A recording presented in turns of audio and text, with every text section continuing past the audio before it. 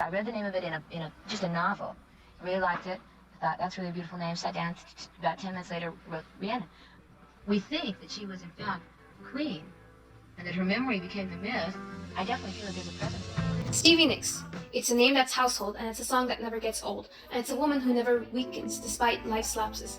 With hundreds of classic written songs that topped the Billboard, to melodious writings that captured millions of hearts, to an inspiring battle of a life story, Stevie Nicks remains a legendary figure among writers and musicians alike.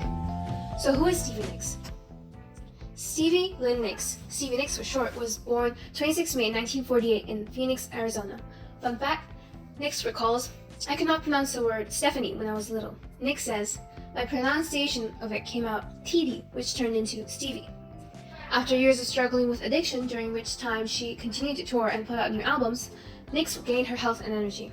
Fleetwood Mac returned in 1997 and was inducted into the Rock and Roll Hall of Fame in 1998. Her most notable albums from Fleetwood Mac and her solo careers are Fleetwood Mac, Rumors, Mirage, Tango in the Night, and Belladonna. Nicks enrolled at Arcadia High School. While there, she met her best friend, Robin, and joined Changing Times, a band patterned after the Mamas and the Papas. Nicks then later attended Menlo Atherton High School. Here, Stevie met classmate Lindsey Buckingham, a guitarist and fellow songwriter. The two shared a close bond and forged a strong musical and romantic partnership. She collaborated with and at the same time started learning from her bandmates and the people she met as she gained fame. If I had any discipline at all, it's come slowly over the years. I was never trained, nobody ever sat me down and taught me how to play the guitar or write a song or play the piano. I love to do it to this day. It's the greatest love of my life. That doesn't take any discipline from me. That's what I like to do. Where other people would rather go out and party, I would rather stay at home with my grand piano and candles and incense and a glass of wine and an idea.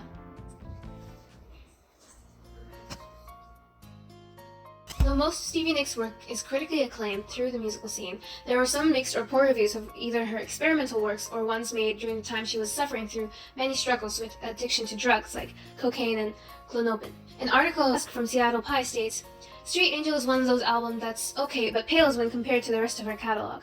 It was recorded during a difficult time in her life and career. She was not a part of Fleetwood Mac at the time, and her dependence upon prescription drugs had worsened. She would enter rehab at the end of the recording process. It was against this background that she put together this May 23, 1994 release. The album would produce no big single hits and only reached number 45 on the United States album charts. Now let's look at some of her best works and what exactly makes them great. Landslide, Fleetwood Mac. Landslide, to put it simply, is melancholy. Melancholy of change, melancholy of nature, melancholy of growing old, melancholy of a broken heart, and melancholy of adaptation. With the seasonal and mountainous diction, Stevie Nicks presents us the feeling of looking at a kitschy, nostalgic painting that's always hung on your grandma's wall. We grow up, we grow old. The seasons change the details of that mountaintop, but the mountaintop stays the same. Climbed a mountain and turned around, and I saw my reflection in the snow-covered hills. To the landslide brought me down. Whilst the imagery captures a sense of nostalgia, the lyrics point at change and growing over things you were used to, such as a relationship, the obvious theme of the song. Landslide, to put it simply, is a song about reflection of changes. Oh, mirror in the sky, what is love? Dreams, Fleetwood Mac.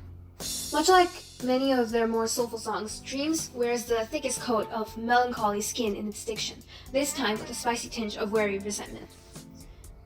And what you had, and what you lost.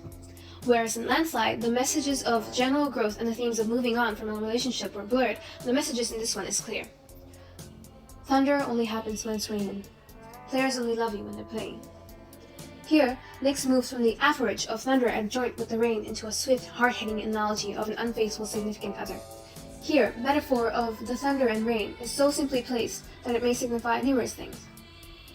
In a general sense, the rain may represent prosperity and thunder may represent consequences. Dreams is the lamenting of a crumbling relationship and a warning for the other person that they will do the same.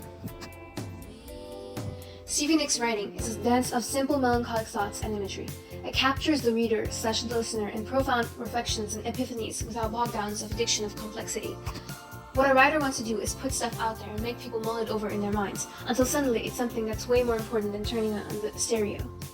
Stevie Nicks' writing is meant to capture you within a listen and present simple yet sticky ideas that stay in your mind and become more than just a song on the radio.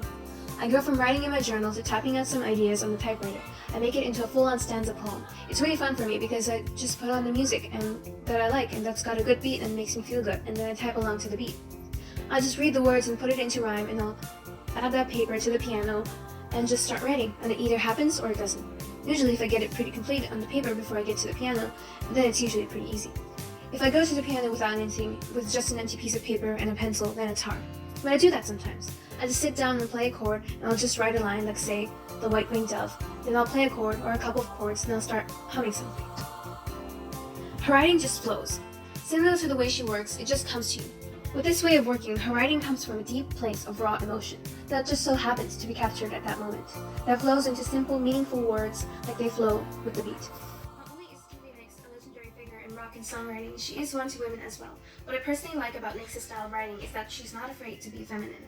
With love-struck ties, flowery retrospection, and gentle, smooth imagery, it is hyper-feminine compared to that of more rock lyrical tones. It subverts the trope that rock music and universal writings and songs have to strip itself of its femininity to appeal to more than just women. Many women in rock or even regular writing either take on a more brash or masculine tone or even change their monikers to better appeal to more than just a feminine audience.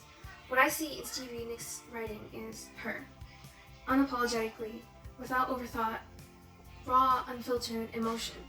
Just a girl, her words, and her melodies.